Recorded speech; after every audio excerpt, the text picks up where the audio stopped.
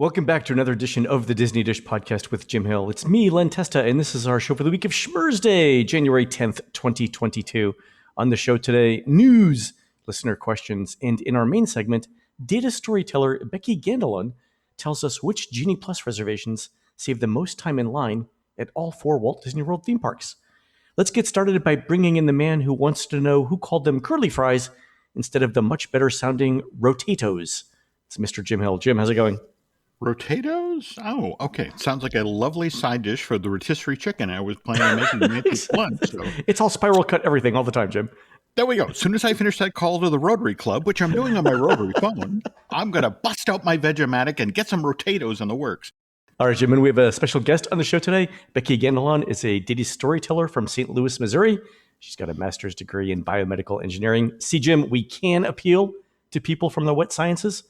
Becky's Disney-related work includes the above-average, below-average context analysis for the Unofficial Guide's restaurant and attraction ratings, as well as data science for touringplans.com. Welcome to the show, Becky. Thanks for having me. Excited to chat today. I am super excited to have you on the show as well. Thank you. All right, before we get started, let's do a quick shout out to subscribers over at disneydish.bandcamp.com.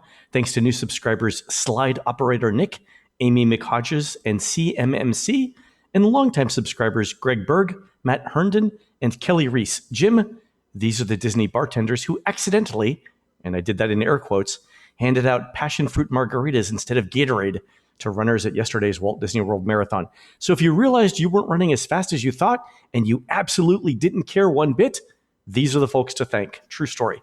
Ooh, this would explain the people with the bibs out on I-4. I'm lost. Yes. Do I care? No. There we go. All right, folks, let's do the news. The Disney Dish News is brought to you by Storybook Destinations, trusted travel partner of the Disney Dish podcast. For a worry-free travel experience every time, book online at storybookdestinations.com. All right, Jim, Disney announced this week a moderate discount for Walt Disney World hotel rooms. It's for stays from March 6th through July 7th, 2022. So that's spring break and the first full month of summer vacation. Discounts look like they're around 15 to 20% off rack rate, so pretty typical.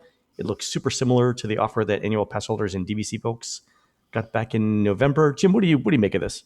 You've been watching pretty much the same thing that's going on in the headlines and that sort of thing. And for example, what is it? The up in Canada, the theater chain laid off 5,000 part-time employees temporarily out of an abundance of caution. What is it? The Grammys just got, postponed indefinitely. Yeah, there's a kind of a deja vu thing going on here. And President Biden just a few days ago was talking about managing rather than containing. Yeah. So I think everybody's just sort of like, okay, it's not going to be the same thing, but if you need a little bit more incentive to convince people to get on a plane to go down to Orlando, right, this is a way to do it. Just sort of dip the prices a bit and see if that's enough to sort of tip the balance. But I am not happy with a lot of the news today. Yeah, it's the discount is pretty typical for this time of year. I think the thing that so Disney had to put it out because they would put it out normally every year. I think the big question I have here is how much inventory applies to this sale. Mm-hmm.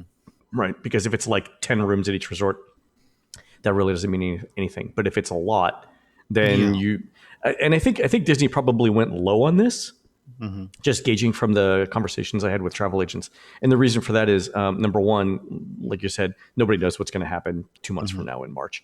Number two, we don't know anything about staffing levels. Like I've heard some employers around the country are down like 20% right now because of Omicron. Mm-hmm. And you talk staffing, we're already in a situation where we're at resorts where you can opt out of room maintenance. So they're only coming twice a day to begin with. But twice a week. Twice a week. Yeah. Are you going to then have to shut down food courts? And the ripple effect that has, what is it? There are a lot of unknowns and then the unknown unknowns. Yeah. Shout out to Donald Rumsfeld. There we go. It's not a show unless we've referred to a previous Secretary of Defense at some point, right? There we go. All right. We all have goals, Len. We all have goals. So. Becky, anything to add on the discount? Your take on it? I mean, it's not just a question of availability; it's a question of actually being able to book it. I know there were a lot of Space Mountain orbiting going on yesterday and today, so it's interesting to see: is there a lot of demand, or is it Disney somehow limiting access or having some of their normal IT problems. So Yeah, I mean the usual disclaimers apply, right? Number of rooms may be limited, certain room discounts aren't available, yada yada. Yada. But yeah, I noticed yesterday, speaking of Disney's website, Becky, that they instituted a queue yeah, for this discount too, which is one of the first times that they've used it for hotel reservations, right? yep. And They use it on the Galactic Star Cruiser, but this is the first time we've seen it on general hotel rooms. yeah, and now you have a queue. You had a posted wait time, so maybe we'll start doing some analytics on your website wait. That's coming next. That's fantastic. All right, that's good. All right, on to listener questions. Here's one from Mitchell, who says, "Hey, Len and Jim, I'm asking this question on behalf of our friends over at Podcast The Ride. They recently had an episode covering the Disney on Ice show called Disneyland Adventure, which also went by the title The Incredibles in a Magic Kingdom Adventure, which ran from August 2005 through August 2011.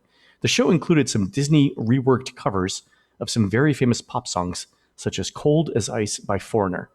What the good boys found quite perplexing is that included in the show is a Disney cover of a pretty obscure song called You're Too Flexible to Be Human, and the word "your" is spelled incorrectly, from the 2004 album Laced Me Up by Jay Bigga.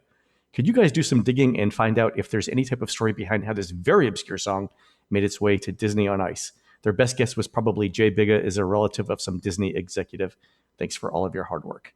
Jim, not only did I manage to track down Mr. Bigga, who also goes by the name Mr. Gold Bars, but I have his phone number now, and I've asked him Mr. Mitchell's question.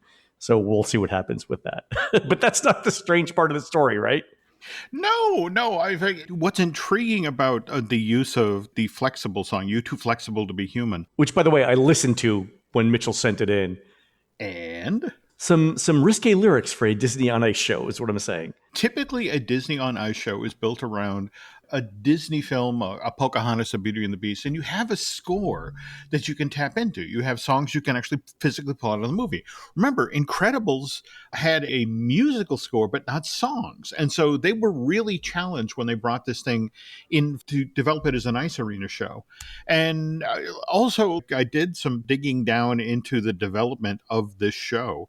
And Jerry Bellick, who was the gentleman at the Feld organization who adapts these things for the for arenas, got a great quote from him. He said, "I saw the movie and I couldn't believe it. Things are blowing up. Buildings are on fire. Explosions. And I had no idea how we were going to do this on ice and still have skaters in the middle of it." And so what they decided to do was, rather than do an adaptation of the Brad Bird film, which came out in theaters in November of 2004, they basically did a sequel. And the idea was that, having defeated Syndrome, the Parr family decides, let's go to Disney World. Sure. And so I actually pulled the program, sent these images to Len, because it's like, you have moments in the show where the Parr family is on Main Street getting their picture taken with Mickey and Minnie. Oh, the next thing, they're on the Jungle Cruise, only Bob is suffering basically from post-traumatic stress syndrome. He sees danger everywhere. So when the family's on the Jungle Cruise, he jumps out of the boat and wrestles a mechanical crocodile. And then he's like all of us in that respect, Jim. Well, there you go. He's on Big Thunder with the family. And again, they replicate Big Thunder. And he sees a prop car roll into a scene filled with fake dynamite. And he jumps off of the train and throws it off stage. And his wife, she's the one who performs on stage in the "You More Flexible Than Human" number. She finally convinces them, calm down. We're on vacation. Nothing bad's going to happen.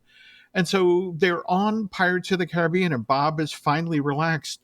Only Syndrome, he's dead from the film, but it's a perfect robot replica clone of Syndrome, actually voiced by Jason Lee. He came back to voice the character for the Ice Show. He has taken control of all of the audio animatronics in Pirates, and now the Pirates are coming after the Parr family. And I have a great quote here from Kenneth Feld, the gentleman in charge of the organization. He talks about, "Our talented choreographers made sure the Incredibles' powers were displayed in their skating. In some scenes, the skating reflects the park attractions. The animatronics that were mimicked with sharp, jerky movements," which, again, I think the Imagineers would love. That critique of their skill. Yeah. Okay. And it's also worth it for the scene in the second act where Jack gets out of the boat on Small World and climbs up into the scenery. And Bob actually has to get out of the boat and destroy scenery on Small World to rescue his son. See, And I Jim, think, this is my question, right? yes, When Bob does it, he's rescuing his child. It's yep. entertainment. When I do it, it's trespassing. You need to get a small child with a cute blonde spike of hair. I'm just saying. I'll see what I can do. There we go. All right, Jim, next question from our friend Jeff. With all of the news coming out about large amounts of cancellations for Galactic Star Cruiser, I'm wondering if you've heard anything about a plan B for this hotel, or did you just assume it was going to be a smash hit? Jim, is anyone talking about a plan B at this point? First of all, it's got to open. Let's have a plan A. People seem so eager for this to fail. They can't wait for it to open. Peter Soretta of Slash Film tweeted out earlier this week something that I think everyone needs to take into consideration is like, this isn't a traditional hotel. You got to think of it in a cruise ship mentality. Sure. And people book cruises and then cancel them all the time. So the fact that, oh, look at all these cancellations, look at how light they are on rooms, that sort of thing. It's like, yeah, if it's a hotel, it's concerning. But if it's a hotel that really is working on a cruise ship mentality, the fact that people are canceling early to get 50% of the deposit back or that sort of thing, it's not all that different. Right. So it's like we need to sort of manage our expectations here. I mean, in fact, that's the other thing. There's something about the Disney fan community that when they predict it's going to fail, it's going to fail, it's going to fail. And then when it doesn't fail, they get very disappointed. Yeah. I was planning on all this doom and gloom and I had my party hats to celebrate that crashed and burned and it didn't, damn it. So also the other thing, remember, we are just a week in at this point to Bob Chapek being the head of the Walt Disney Company. Yeah. And Bob's long-term plan for the Galactic Star Cruiser is this is the next big franchise for the company. I mean, remember, we're getting a Galaxy's Edge built in France. In France, yeah. And supposedly there will be a Galactic Star Cruiser eventually built in close proximity to that. There are supposedly ongoing conversations with the folks at Oriental-Land about a third park being built there to go with Disney Sea's Disney Air. And, that would finally bring Pandora and Galaxy's Edge. And what a surprise, a hotel will be part of that as well. Oh, there you go. If this works, this is something that Chapek wants to walk around the world. So it's not a question of, this thing's going to be open for 6 weeks and like, oof, that didn't work. Let's pretend that didn't happen. They're going to throw a lot of money and a lot of time and a lot of effort into making this thing a success. So yeah, and we should see the first test cruises go out, I think, within the next 3 or 4 weeks, right? There we go. So I guess if you're determined to point and look, it was a failure, you might want to pull in your expectations a bit. Yeah, let's wait and see what it is. I mean, I'll be there opening night, so we'll see. Okay. Can't wait to hear your impressions. So, all right. From Mike, he says, from the comfortable semi-wraparound air-conditioned theater to the incredible visuals to the sublime musical score, I can't get enough of Impressions de France. I honestly think it's a better experience than Soarin', and it's definitely in my top 5 Disney attractions in the world, though I haven't been to the Asian parks yet. That said, I'm terrified that this movie will unceremoniously leave us in the near future. I've heard nothing but bad things about the Beauty and the Beast film, but that doesn't make me feel any better about the fate of IDF. Do you have any inside scoop on the longevity of Impressions de France? Are its few nightly shows here to stay, or do I need to make an emergency trip to Epcot this year? I'd also love to hear a Jim Hill tale about the history of Impressions de France if you ever get a chance on the show. So, Jim, anything? What I have heard is since Beauty and the Beast sing-along debuted back in January, in fact, we're just a week or so out from the second anniversary of the opening of this thing. Mm-hmm. This is the modern-day Disney company, and it's all about IP. That said, the company recognizes what an amazing piece of filmmaking Impressions de France is. And so that's why, is it just an hour or 2 hours prior to close? I think it starts at 6:30 or 7. Okay. Yeah. So later in the evening, there are at least 2 hours where they're typically presenting Impressions de France. And a lot of that is because, everybody recognizes that there's so much history involved here, Len. It's the very first film The music was for a theme park where the music was recorded digitally and presented digitally.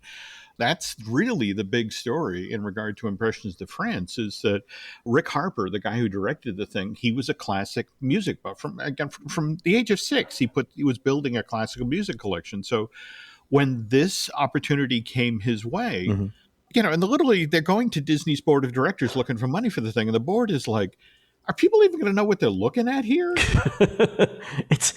it's obscure parts of French with music that no one listens to. Yeah, I see the appeal.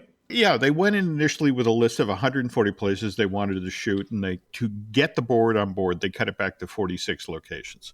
They also sold them on the idea that what's going to be different about this movie is we're not going to do a Circle Vision 360. We're only going to do 270 degrees. So 4 magazines worth of film gone. All right, it's already cheaper than what we're doing over in China.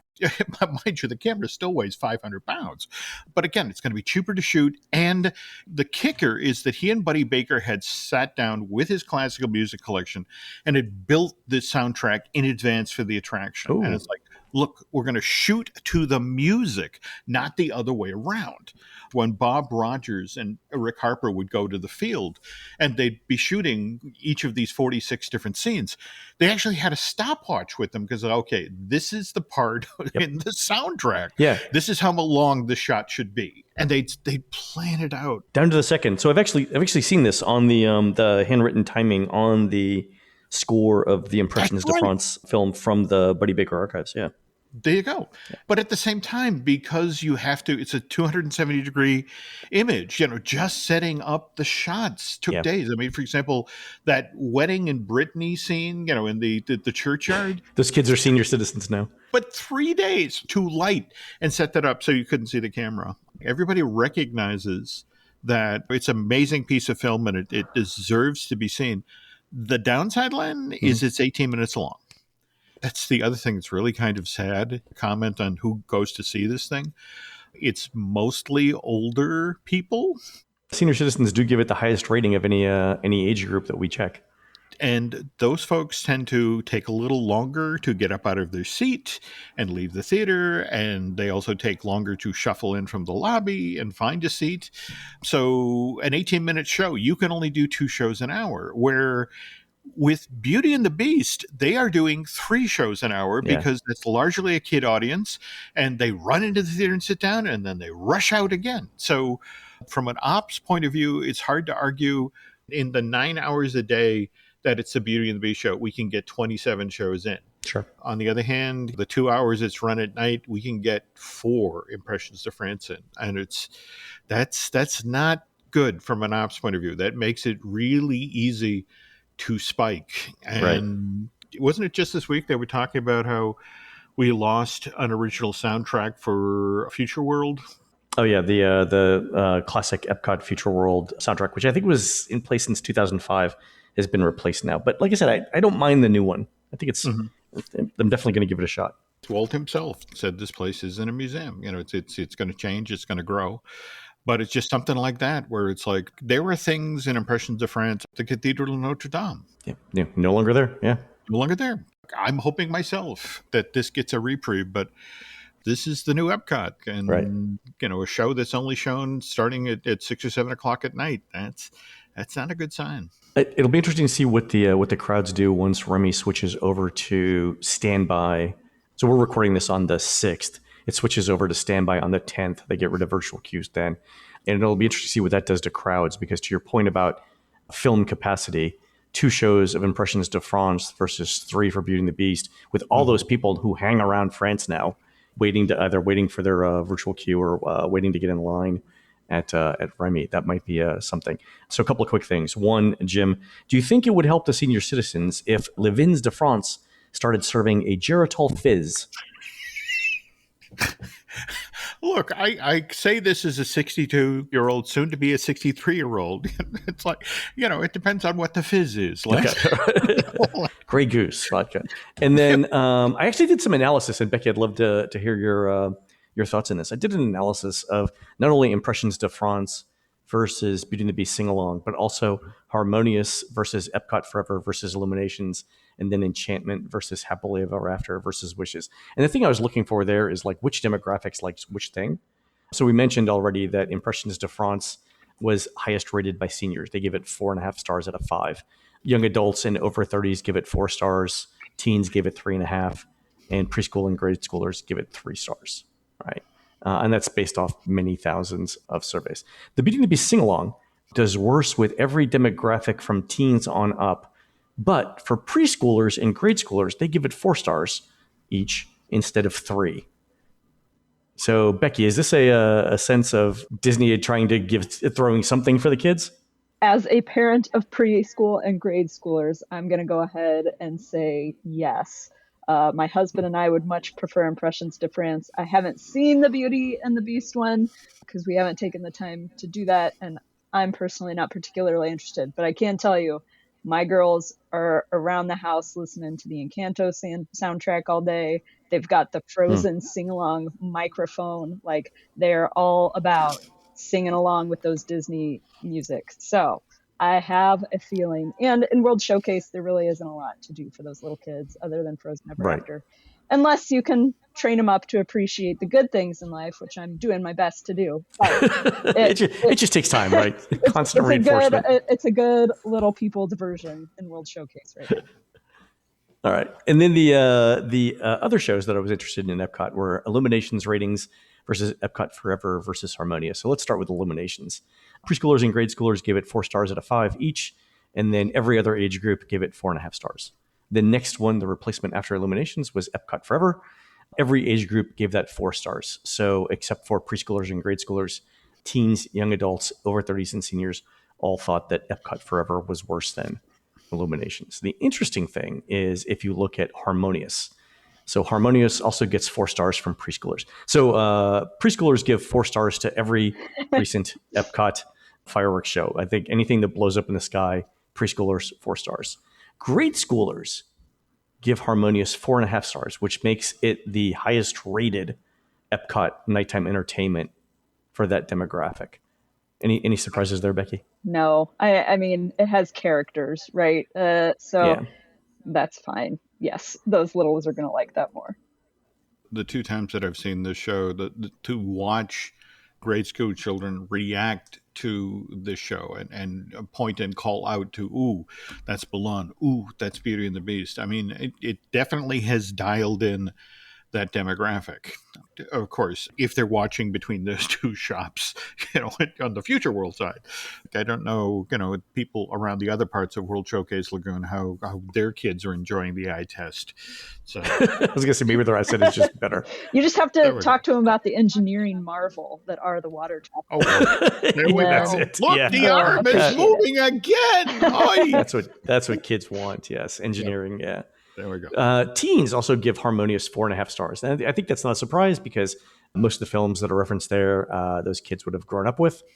There you go. Right? So 4.5 stars. So that ties the teen rating for Illuminations. The interesting thing is that young adults over 30s and seniors all give Harmonious 4 stars, which make it lower rated than Illuminations. So the only age group in which Harmonious does better than Illuminations is grade schoolers. So, Jim, you think this is and Becky, I'll start with you actually.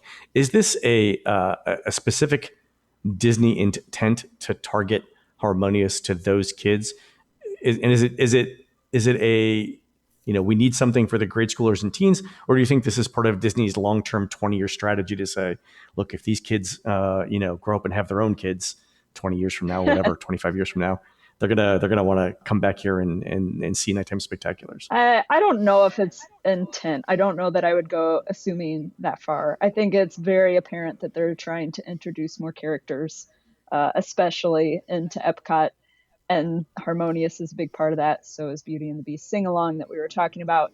And those they just automatically appeal to younger kids more than those of us that have been around Epcot forever and appreciate it. Pre-characters. Those that are growing up with characterized Epcot are appreciating characterized Epcot.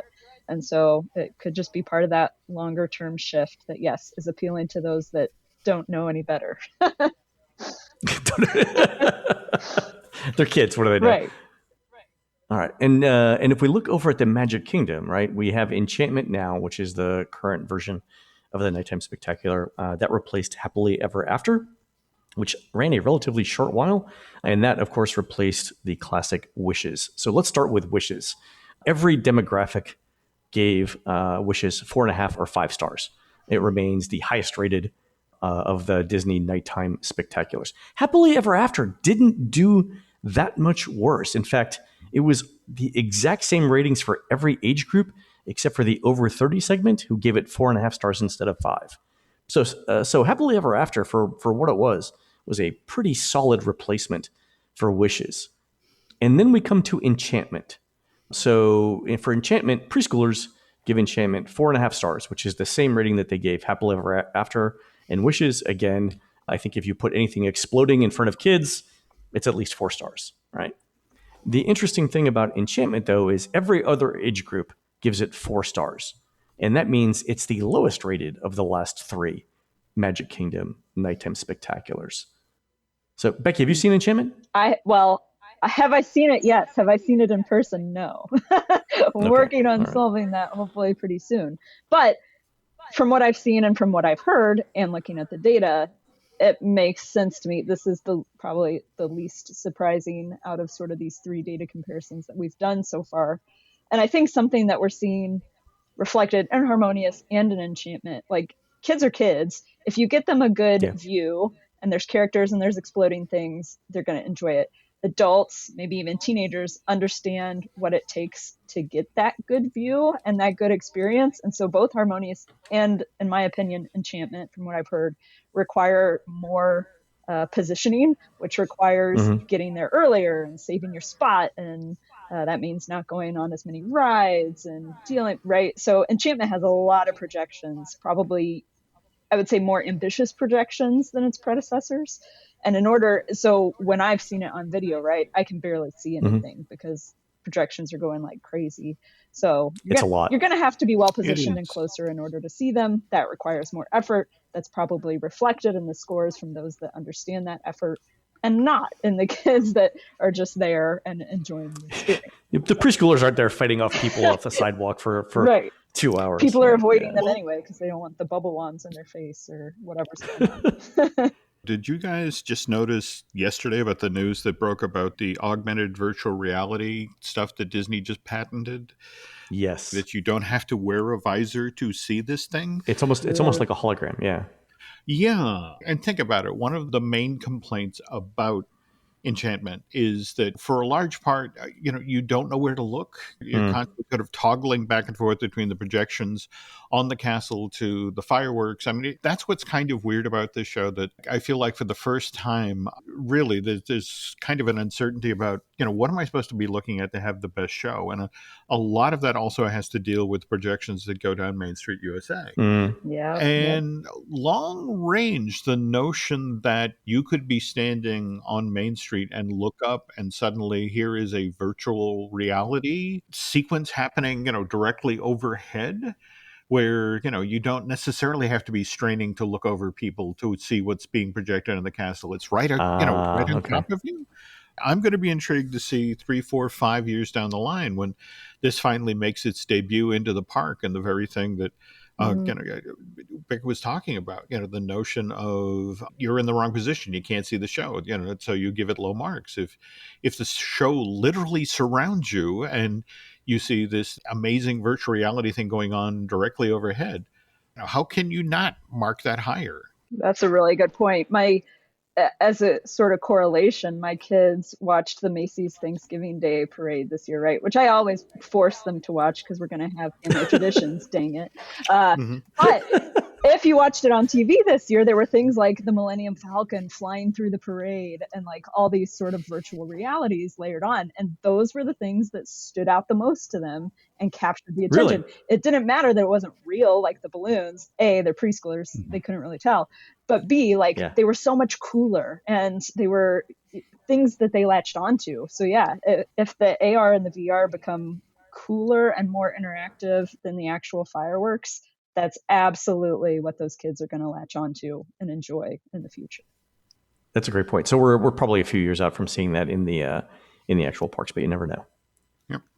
All right, 2 more questions. First one from Anna, who says, I love the show and was wondering if you know whether the garden wing rooms of the Contemporary are getting the Incredibles makeover that they've had in the Tower. We're from the UK and we're booked to stay there in the summer. Yes, that's my understanding. And it comes down to this stuff we've been talking about lately, supply chain, workers to do the change out and whatnot. My understanding was that they would complete the main building refurb, and I don't think that's quite done yet. And then they would move on to the garden wing. So summer-ish is probably the time frame. Whether that's early summer or late summer, I'm not sure, but I would expect it to be done around the time of your trip. Yeah, so good luck with that. And then last question from Tom. My family and I are planning a vacation to Alani later this summer, and I was disappointed to learn that Touring Plans doesn't publish an unofficial guide to the Alani Resort. I can only assume this is due to a lack of volunteers. If so, please send me off with a Touring Plans credit card, and I'll be happy to go several times for, quote, research. I was going to say, if Until you're then, looking, do you have any? Yeah, for I go in front of this guy. No.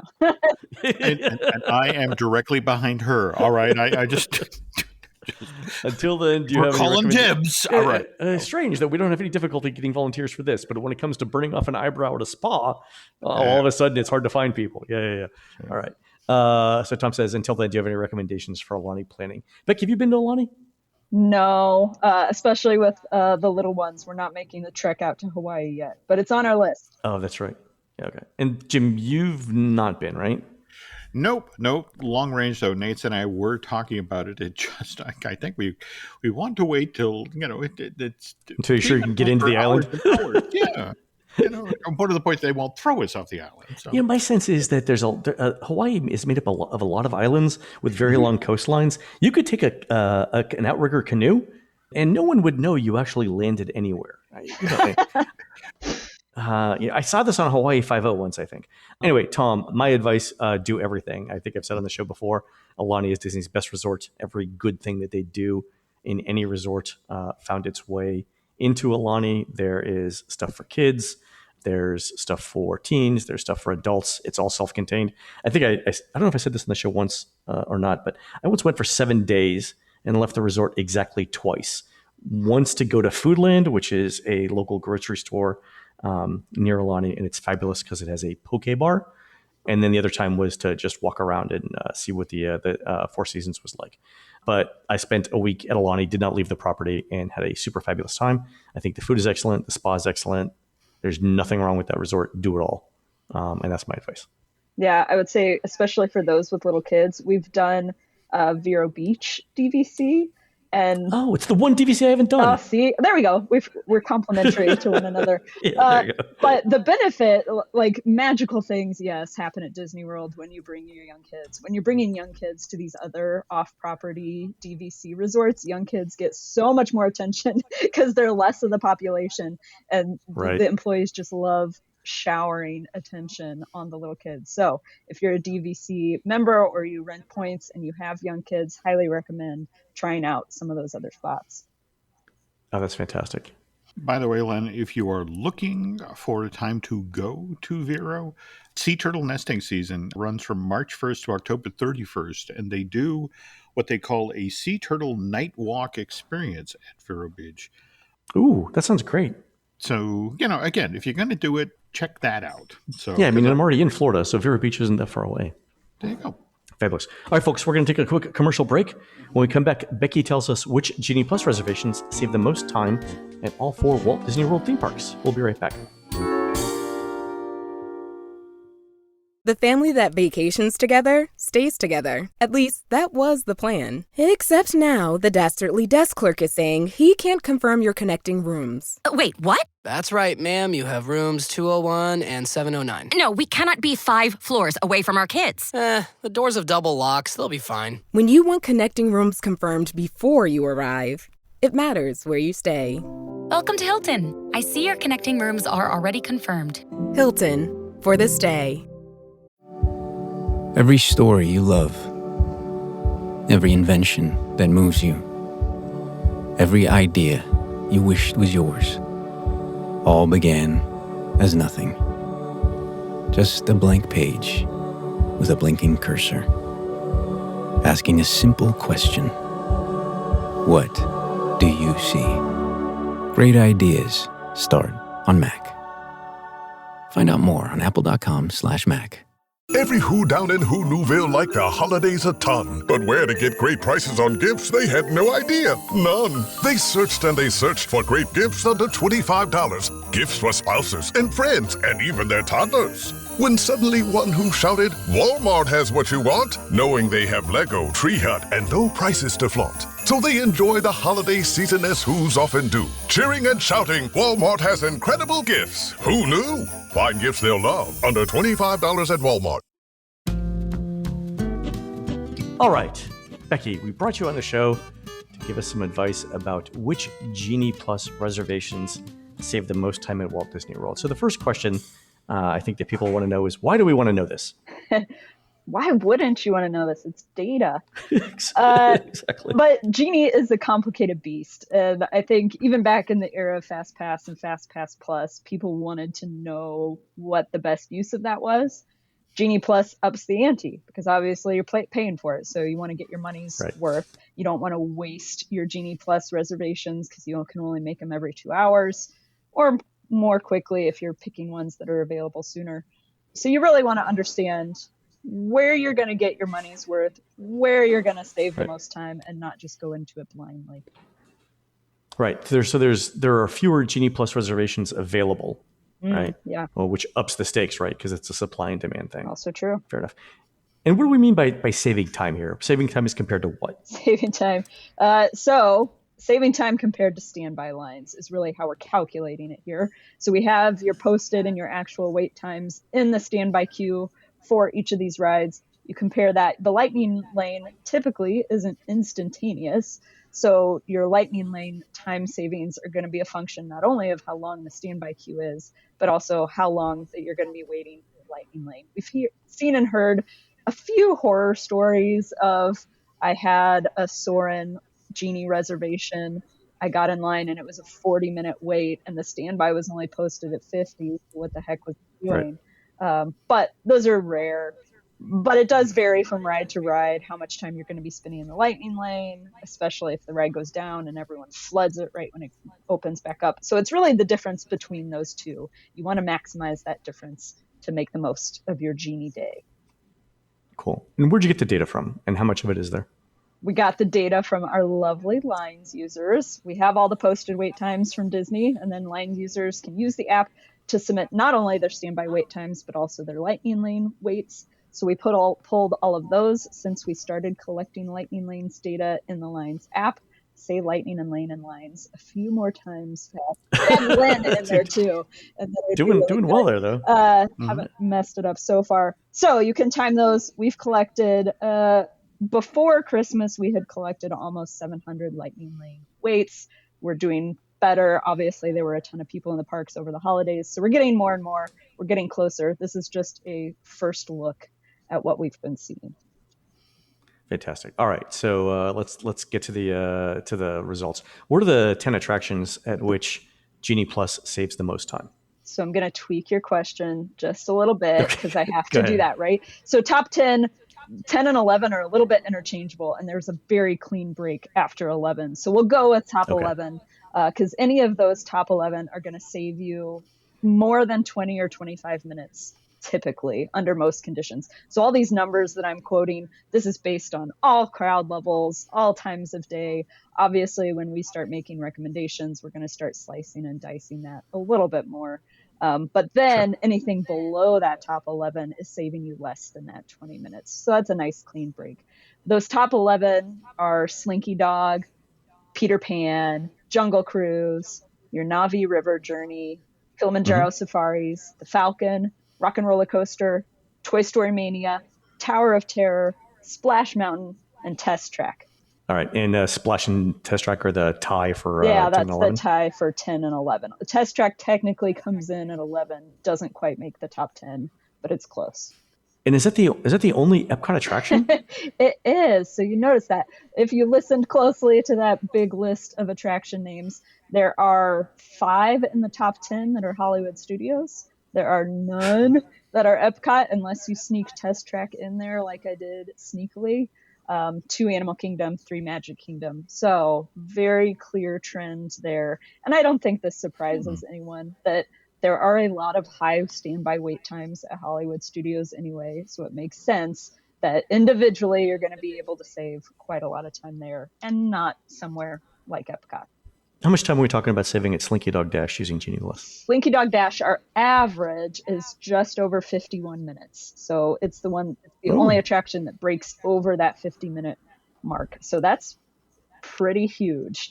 We've talked about way before Genie was even introduced, we hypothesized, right, that if you could save an hour of time, then it might be worth it, because we had these calculations about how much you're paying per hour to be in the park anyway. So Slinky is the one that gets sort of closest to saving you that hour just in one fell swoop. And then what were the next two after that? Peter Pan's Flight and Jungle Cruise. So those are your Magic Kingdom heavy hitters. And so Peter Pan's Flight is 50 minutes even, our average right now, and Jungle Cruise comes in at about 48 and a half minutes. So okay, so just under 100 minutes in those two rides in the Magic Kingdom for a $15 or $15 Genie Plus. Assuming you can reserve both of them, yes. Assuming you can do both, right? So the interesting thing about that is when I was, so I've been testing having the touring plan optimizer suggest which Genie Plus reservations to get. And it turns out, I'm sure this is not a coincidence, that the two things it recommends the most, number 1, Jungle Cruise, number 2, Peter Pan's Flight. Yep. So yay. Your recommendations are really going well. Yay, the software is able to find patterns in data. Right. Yay. And I mean, sure, Peter Pan right now wins out by overall average. Probably if I ran the confidence intervals, they'd be pretty interchangeable. The same. Yeah, Jungle Cruise is a standby line that's much less fun to wait in than even Peter Pan. So I would personally prioritize Jungle Cruise as well. I think it's amazing, Jim, I'd love to hear your thoughts on this. There's nothing in the top 10 that's in Epcot, and there's relatively few rides. You think that they would be concentrated. People would be concentrated on those rides. Yeah, but again, we were just talking about this is a park that's in the middle of being reinvented. And the Epcot's future, instead of being the science and discovery park, it's a park for celebrations. And it will be intriguing 4 and 5 years from now, when in theory the Play Pavilion is open and the very long overdue reinvention of Imagination is completed. I would be fascinated if Lightning Lane and Genie Plus are still around and operating at that point, with the same rules. Yeah. With the same rules. It's funny. You mentioned the Play Pavilion, and I think I've said on the last couple of shows, like Disney's got nothing in the pipeline for 2023 or 24. And I always forget about the Play Pavilion, because they could eventually open that up years from now, right? Yeah. And that one is actually easiest in the bunch, because you remember the initial setup for the Play Pavilion. It was like 5 smallish attractions inside of that space. And each of them sort of tasked to different divisions of the company. Television, animation, feature, that sort of thing. So ESPN, Disney Plus. There we go. Yeah. I mean, turning the key on that would be easier than we'd expect, but that's not going to be a priority till on the other side of COVID. You're having a bunch of moderately vaccinated kids running around indoors touching things. Probably not. So you just described school. That was great. Yeah, it was funny. Hold on, I'm going to choke for a second. All right, so Becky, give us the bottom 10, the least useful attractions. The least useful. So here, and if you want to say bottom 11 again, let's say we'll find a good breaking point here. There's definitely a clear bottom 3, and those are Mickey's PhilharMagic, which has a whopping average of saving you 0 minutes. Mission Space, very close second. I think it's at 2 minutes, and the Seas with Nemo and Friends. So really, really just no point to use it on any of those 3. The next group comes right in about saving you just under 10 minutes to just over. So that's Imagination, the Speedway, Tomorrowland Speedway, Star Tours, Living with the Land, Dumbo, Under the Sea. I'd also throw in Spaceship Earth and Mad Tea Party there. So lots and lots of Epcot and Magic Kingdom attractions that eat up people anyway, so they're not an So incredibly how many Epcot attractions are there? Mission Space, the Seas, Journey to Imagination, Living with the Land, Spaceship Earth, Spaceship Soarin'. Earth. 5. So Yep. 5 of the top, Or 5 is bottom. 5 of the bottom 10. Yeah. I are think in it's Epcot. 11 again, but yes, 5 of them are in Epcot. 5, 11. Totally Wow. worthless. Well, and this comes back to all of those Genie attractions. So Grand Fiesta Tour is also Genie eligible. It's not here because we didn't have a lot of timed lightning lane waits. I would also assume that time savings are pretty negligible there. Yeah. But other than that, all of your Epcot Genie attractions are in Future World or whatever the heck they're calling it now. And your individual lightning lanes, which we might talk about later, are in World Showcase. And those attractions are seeing much higher standby wait times, and you're getting much better time savings. Future World's just a mess to navigate. And yeah, it has a couple. You've got Test Track and Soarin' that generate pretty heavy waits when there are high crowds. But other than that, using Genie to avoid those waits, you're going to spend more time walking in between That's all the the thing. construction walls than you are going to save in the standby line. Yeah. I mean, that's the trouble with Test Track, right? Which is 11th on the list. I mean, Test Track, if you're going there from the other side of, I don't want to use Future World anymore, but if you're going from World Nature to World Discovery, that could be a 10-minute walk right there, easy. And if God forbid you're coming from Remy, right, which is you're probably looking at 10 or 15 minutes there, right? Yep. And then you have to go back to wherever you were going next, right? So yeah, it's a total mess. Like this is why Epcot would be my park where I would least recommend Genie Plus, and I think everyone else agrees. But we had a perfect example of this, unrelated to Genie, but extended evening hours. We ran that test trying to save time, and we had there were barely any waits anywhere. We waited 20 minutes for 4 attractions, but the 4 attractions were Remy, Soarin', Test Track, and Frozen Ever After. And just to make the walks in between, you've eaten up your 2 hours once you experience all 4. So it's just miserable to try to do things in any optimized way, especially if you're waiting on your Genie times to roll around and try to figure out where you can wait without having to walk 2 miles. All right, so let's do this real quick. Give us some good advice to keep in mind for Genie Plus at each park, and then we'll talk real quick about individual lightning lane. Yeah. So at Magic Kingdom, I would let's see. Genie Plus is going to be the most useful, sort of at those medium crowd levels. At high crowd levels, things start to sell out. We actually saw better availability during the Christmas high crowds than during the Thanksgiving high crowds. So it might not be as much of an issue moving forward. We'll keep an eye on it. Well, don't forget too, some individual lightning lane moved to Genie Plus, exactly. so we had more supply. So that helps alleviate some of that. So definitely you'll want to book Peter Pan's Flight and Jungle Cruise. Those are the obvious 2. If Space Mountain is a Genie Plus eligible one, like it is during the holiday period, who knows what that'll look like going forward. It also has pretty good time savings compared to standby. I'd put it sort of in a second tier with Big Thunder, Splash Mountain, etc. Beyond that, almost everything has pretty comparable time savings. If you throw out things like Mad Tea Party, PhilharMagic, Speedway, Monsters Inc. Laugh Floor that you just don't need, there are a ton of attractions that have very similar types of time savings. And so then just focus on what's important to you and your party, what you want to do. So that's Magic Kingdom. Hollywood Studios has even more availability issues. So Slinky Dog Dash is booking up for the day within the first few minutes, pretty much every day, no matter what the crowd conditions are. Right. Especially at those like medium crowd levels, it's booking out before Rise of the Resistance does. So if you're going to Hollywood Studios and both of those are important to you and it's medium crowd level or lower, I actually suggest booking Slinky first and then hopping over and booking your Rise if you're wanting to do both. But so Slinky Dog is the obvious winner. It saves so much more time than everything else. After that, you have a second tier, sort of the Falcon, Rock and Roller Coaster, Toy Story Mania, Tower of Terror.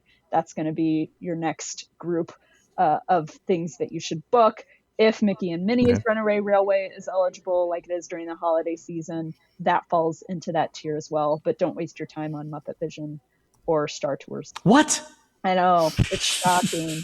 Let's do Animal Kingdom next. So I'm purposefully saying these in an order in which I would recommend them to people to buy. So Animal Kingdom would be next.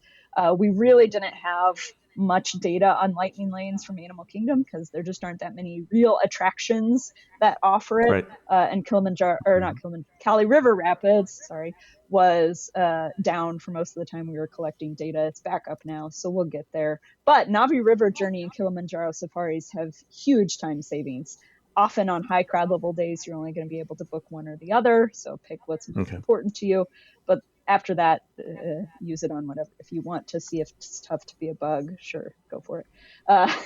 And then at Epcot, again, Test Track's going to be your highest time savings, but even then, it's only 25 minutes compared to standby typically. Yeah. Frozen Ever After, on the other hand, has huge time savings. So in the holiday period where it's eligible, it's the obvious winner.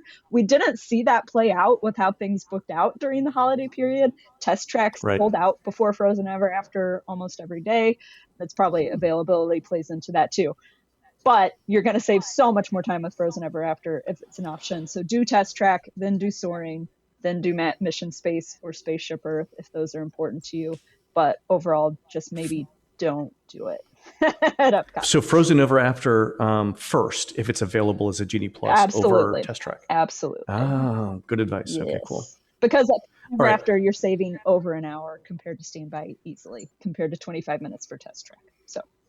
And you mentioned that during the higher crowd levels, you tend to save less time because there's less capacity. Yeah. Right. Which limits the number of Genie Plus reservations you can get. Right. So Jim, Disney's got to know this, right? Disney's got to know that Genie Plus reservations for the very popular attractions sell out during periods of relatively high crowds. And let's just remind everyone, we're not yet back at the crowd levels we saw in 2019. We're not even there yet. So if we get back there, Jim, won't capacity become more and more of an issue with Genie Plus? Oh, yes. But on the other hand, if you talk with folks at the resort or that sort of thing and bring this issue up, it's like, yeah, but we'll have so much more experience and so much more data that we will make smart choices. And it's like, really? Great.